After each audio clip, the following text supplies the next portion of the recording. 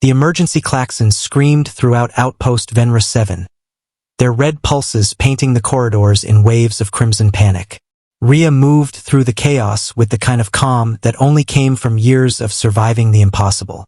Around her, the Krevar colonists, a proud warrior species standing nearly 8 feet tall, scrambled to defensive positions, their chitinous armor rattling as they secured blast doors and armed plasma weapons. But it wasn't the adults Rhea was concerned about.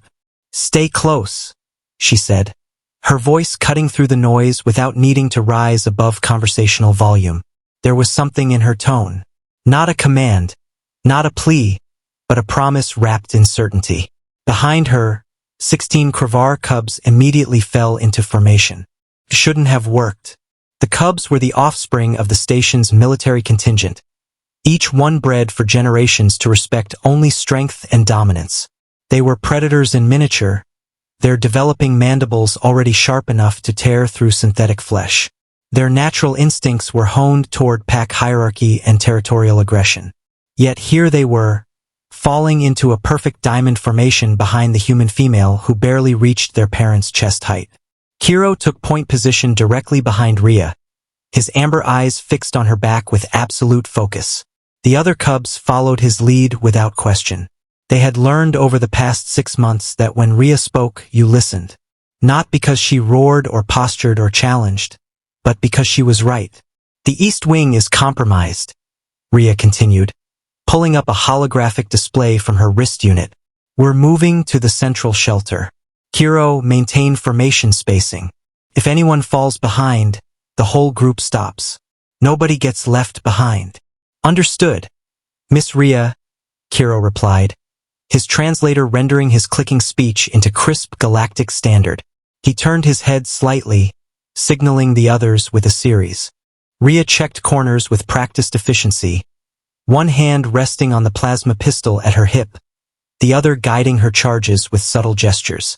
The cubs mirrored her movements instinctively, their predator biology adapting to her patterns, as if she were the alpha they'd been born to follow.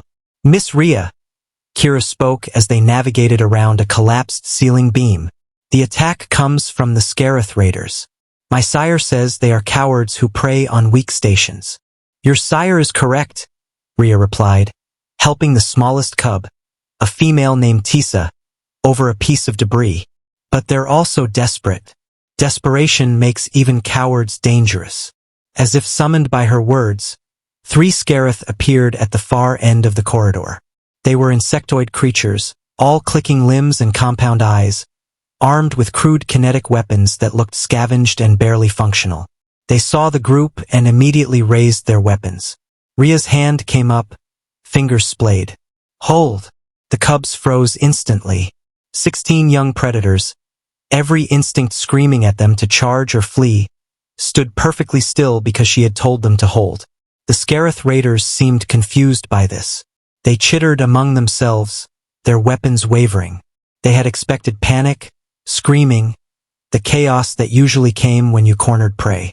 Instead, they got a human woman staring them down with the kind of tired patience usually reserved for dealing with unruly children.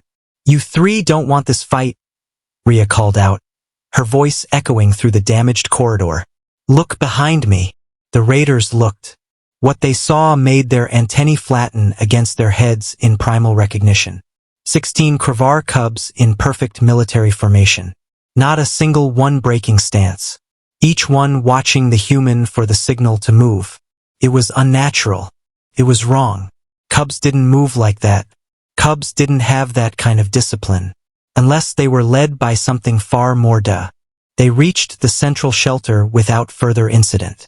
Rhea input her command codes, and the reinforced blast doors hissed open. Inside, dozens of Krevar families huddled together, along with representatives of 5 other species. The shelter was designed for 100 occupants and currently held 3 times that number.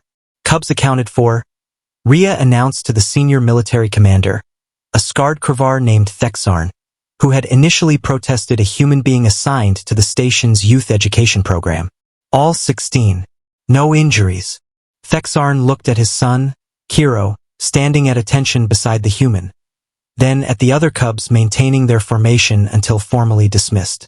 Something shifted in his expression, the way it had shifted in so many others who had watched Rhea work over the past months. "Your species has no natural weapons," he said quietly. "No armor plating, no venom, no enhanced strength." Rhea smiled, that subtle human expression that never quite translated properly to species that communicated through mandible positioning and pheromones. "No, Commander. We have something better." "And what is that?" She looked back at the cubs, who were finally breaking formation to reunite with their families, each one stopping to give her a respectful nod before leaving. Kira lingered the longest, his amber eyes filled with something that looked like worship in any language. "We teach," Rhea said simply. "And what we teach sticks." The station's defenses held until reinforcements arrived 3 hours later. The Scarath raiders withdrew, having discovered that Outpost Venra 7 was far more trouble than they had anticipated. In the aftermath reports, multiple raiders reported seeing impossibly organized cubs and a human who commanded like she was born to it.